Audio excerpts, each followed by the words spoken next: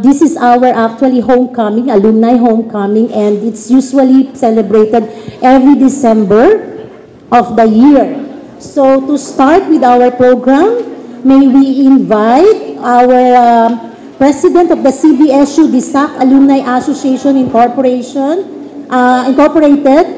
Let us welcome Dr.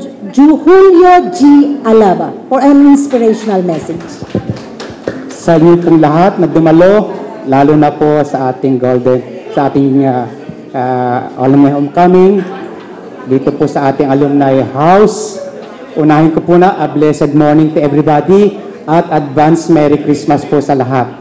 Hindi ko na po pahabain pa aking message. Ako po'y nagpapasalamat. Unang-una sa pagdalo po ng ating, alam kong very busy na chairman ng COMELEC, Chairman George Garcia, to our very generous University President, Dr. Hernando D. Robles, for providing this alumni house sa atin, and for all those celebrants for this activity, for sharing your precious time na dumalo po dito sa ating okasyon. Una-una, ako po ay nagagalak na sa kabila ng ating mga kakulangan, andito tayo at nagkaroon ng biyaya galing sa ating Panginoon na itong alumni house natin. Nasasabihin natin, bahay ng alumni. Ngayon pong umagang ito, marami pong biyayang ipagkakalob sa atin ng ating Panginoon. And I hope, hindi ko na po kahabain sapagkat alam kong sabik na kayo sa mga biyaya. So thank you again and a pleasant good morning to all of you.